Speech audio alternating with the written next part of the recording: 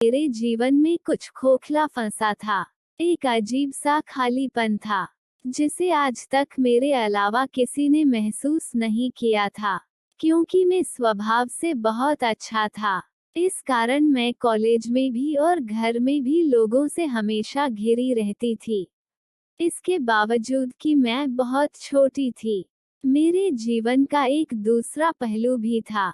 जीवन के उस हिस्से में आने की इजाजत किसी को नहीं दी थी।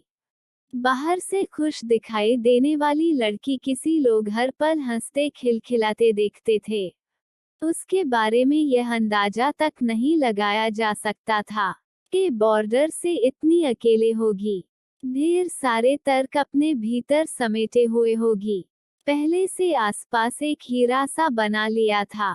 कोई भी मेरे बनाए गए दायरों को तोड़ नहीं सकता था। मुझे इस बात पर यकीन नहीं हो रहा था कि वो लड़का मेरे बनाए गए दारों को तोड़कर मेरी सोच में समाता चला जा रहा है। शुरू में उससे बात करना महज एक औपचारिकता थी। यह बात अलग थी कि आज तक उसने इस बात को मेरे सामने कभी जाहिर नहीं होने दिया था कि वो मुझे चाहता है। मुझे छोटी से छोटी तकलीफ होने पर उसे मुझसे ज्यादा दर्द होता था। कोई ऐसी भी किसी को जा सकता है, लेकिन करने में बहुत तक लगा। लेकिन समय के साथ मुझे इस बात का एहसास हो गया था कि लड़का मेरी चिंता करता है, मेरा ख्याल रखता है, उसके प्यार में पागल सा था, मेरी खुशी के लिए कुछ भी कर देता था। उस लड़के के बिना इस बात का जिक्र किए कि उसे से बातें करना अच्छा लगता है, मेरे साथ वक्त बिताना अच्छा लगता है, बड़ी चालाकी से उससे दोस्ती के लिए पूछा। उस दिन सहयोग से हम दोनों कॉलेज जल्दी आ गए थे।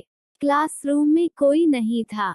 उसने कहा कि क्या मैं तुम्हारा हाथ पकड़ सकता। पहले तो मुझे बड़ा आश्चर्य हुआ, क्या से क्या हो गया है, कुछ तरह की बातें क्यों कर रहा है, लेकिन मुझे उस पर पूरा भरोसा था। उसने से असली राहत महंगा कि मैं उसे मना नहीं कर पाई और मैंने उसे अपना हाथ ही दिया। उसने मेरा हाथ अपने हाथों में लिया और कहा, क्या तुम मेरी तो सुनो कि तुम मुझे अच्छी लगती हूँ और मैं तुम्हें एक अच्छा दोस्त दिखता, अच्छा इंसान दिखता। चाहता हूँ कि मैं जिंदगी भर तुम्हारा दोस्त बनकर तुम्हारे साथ रहा। उसने से ईमानदारी से अपनी इस बात को मेरे सामने रखा कि मैं नहीं कर पाई। मैंने आकर दिया। उस दिन उसे बस इतना ही घर चला गया। उसे दोस्ती करने की खुशी में साथ सेक्स के चेहरे पर दिख सकती थी। मैंने इस बात को पर हल्के में लिया, हालांकि मुझे यह सोचकर दिन भर हंसी आ रही थी किस तरह से डरते डरते उसने मेरा हाथ पकड़ा था। फिर आजकल रहने वाले लोग यह देखकर समझ गए थे कि जरूर कोई बात है। अब हम दोनों अच्छे दोस्त बन गए थे और उसने बड़ी ही चालाकी से मुझसे फोन पर बात करने की जगह की मांग ली थी।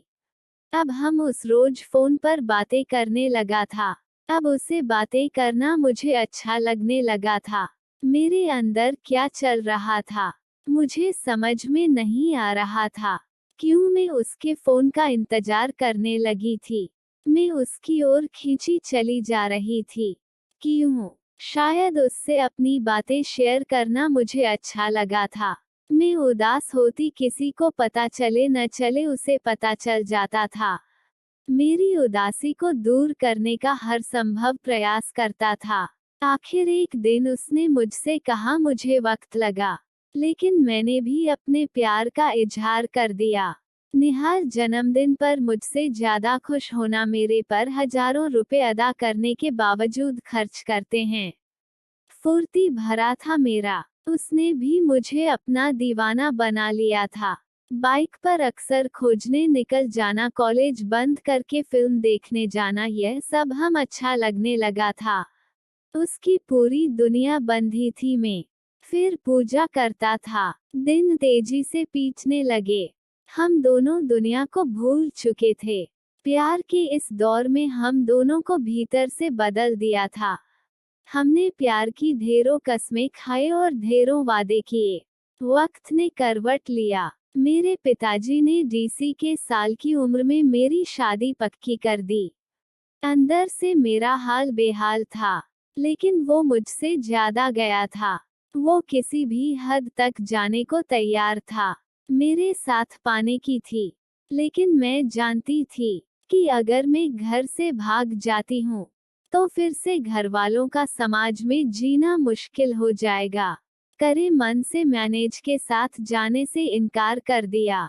वो हर दिन सैकड़ों बार कोशिश करता कि मेरे फैसले को बदल पाए, लेकिन मैं नहीं मानी। मेरी शादी हो गई थी। शादी के कुछ महीनों के बाद मेरी मुलाकात हुई। उसने अपना हाल बेहाल कर लिया था। उसने कहा कि वो मुस्लिम मिलने से पहले पर खेला था, मेरे जाने के बाद फिर से खेला गया। उसने कहा कि वो हमारे कसमों और वादों को पूरा करेगा। वह कहता है कि लड़ाई तो फुहार क्या है, पर की जंग तो जरूर जीतेगा। भूखे था कि तुम भले मेरा साथ दे सकूं। मेरे प्यार तो मेरे साथ रहना। मेरे प्यार के सहारे उसने जिंदगी में आगे बढ़ने की ठानी है। वह कहता है उसका प्यार सच्चा है, इसलिए उसका प्यार कभी उसकी कमजोरी नहीं बनेगा। कुछ अपनी गलती का एहसास है, क्योंकि मेरा प्यार मुझसे ज्यादा दुखी है। मैंने उसकी जिंदगी को बर्बाद कर दिया है। टेस्टी दिखाने के प्यार को सलाम करती हूँ। जिसके पास रामरतन है, मेरा समय मेरा जीवन। पर अब थी मुझसे क्या करता है। पर उस दिन से झूठ बोला था। शायद को बुरी तरह से टूट चुका था, जबकि उसने खुद को बहुत बहादुर दिखाने की कोशिश की थी। कुल्लू कुछ दूर होता चला गया था। हम लोग उपस्थित होते चले गए थे। बुरे लोगों से दोस्ती कर ली थी उसने। वो शराब, सिगरेट, ड्रग्स का आदी हो गया था। पूरी तरह से डिप्रेशन का शिकार हो गया था। और अंत में एक दिन उसने आत्महत्या कर ली था। इसका अधिकांश न तो जीते जी उसके साथ रह पाए। दाऊद के अंतिम समय में उसका सौंपने को कहा।